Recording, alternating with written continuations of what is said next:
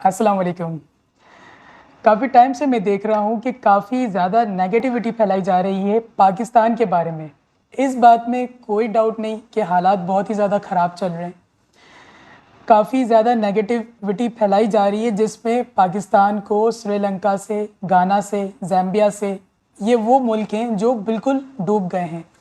Recently एक article में देखा था, गवर्नमेंट स्टेट बैंक का वो आर्टिकल था, उन्होंने नंबर्स पर, फैक्ट एंड फिगर्स पर बात की थी और वो बिल्कुल रियल थे। आप भी चाहें तो आप वेरीफाई कर सकते हैं और मैं समझता हूँ कि आप में से बहुत से लोगों ने वो रिपोर्ट रीड भी की होगी। तो बात स्टार्ट करते हैं कि उसमें से पहला पॉइंट ये आता है डेब्ट टू जीडीपी रेशो। पाकिस्तान का डेब्ट टू जीडीपी रेशो क्या है? तो पाकिस्तान का जो डेब्ट टू जीडीपी रेशो है वो है 70%।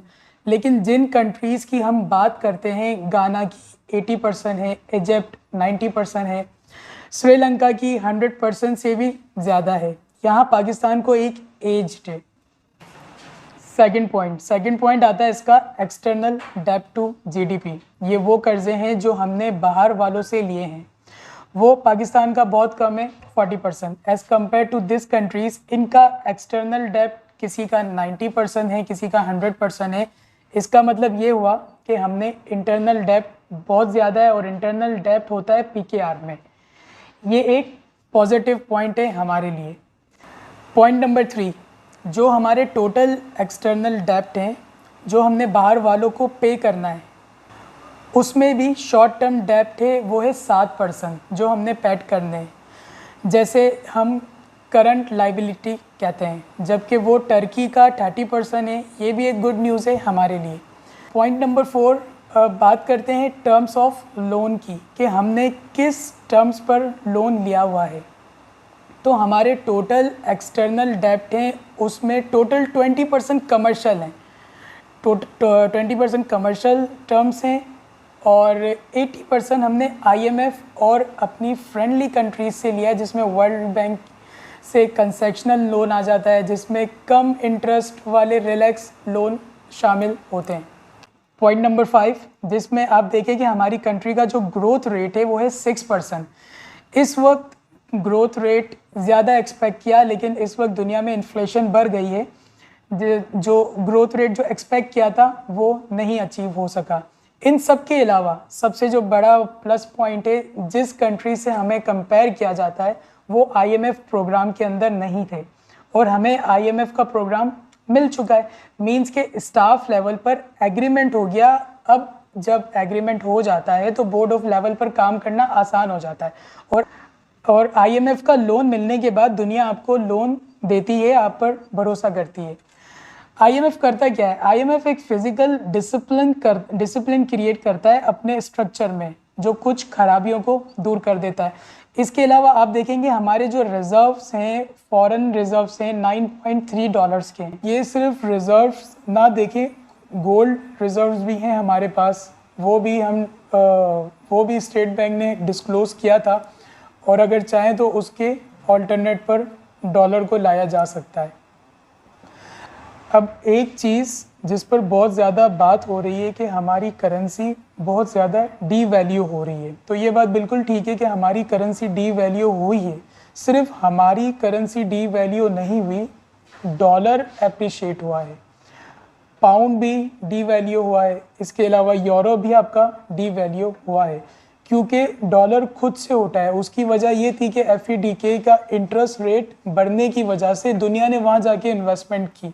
अब मैं अपनी बात को समराइज़ कर रहा हूँ, तो गौर से सुनना कि ये सब पॉजिटिव पॉइंट बता दिए, लेकिन हमारे मुल्क में जो सबसे ज़्यादा नुकसान होता है, जो सबसे बड़ा नेगेटिव पॉइंट है, वो है पॉलिटिकल अनसर्टेनिटी। हमारी पॉलिटिकल पार्टीज़ अनमेच्योरिटी हमारे मुल्क को सबसे ज़्यादा नुकसान पहुँचाते हैं।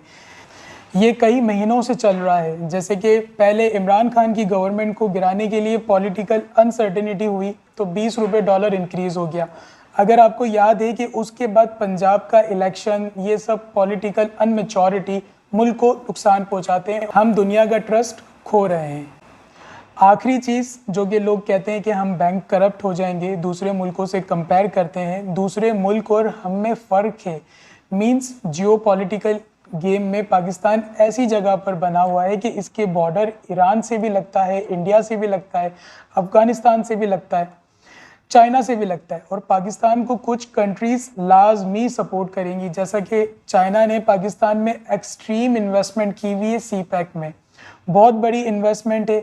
चाइना और पाकिस्तान को बैंक करप्ट नहीं होने देगा, उन्हें भी तो अपना पैसा रिकवर करना है। आखिरी चीज़, जो लोग कहते हैं कि हम बैंक करप्ट हो जाएंगे, हमें दूसरे मुल्कों के साथ कंपेयर करते हैं, तो दूसरे मुल्कों में और हम में फ़र्क है। मीन्स के जियोपॉलिटिकल गेम में पाकिस्तान एक ऐसी जगह पर बना हुआ है जिसके बॉर्डर चाइना से भी लग रहे हैं, अफ़गानिस्तान से भी लगते हैं, इंडिया से भी लगते हैं।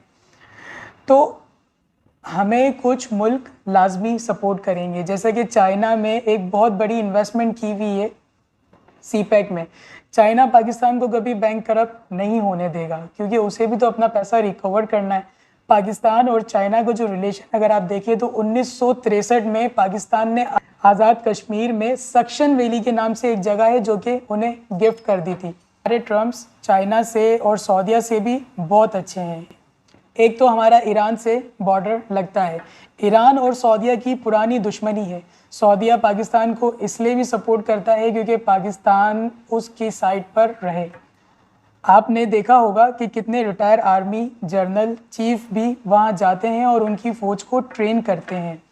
थर्ड चीज़, हमारी रेमिटेंस जो 30% सऊदीया से आती है, और सऊदीया से भी गहरे रिलेशन हैं हमारे। यूनाइटेड स्टेट्स से भी हमारे अच्छे रिलेशंस हैं।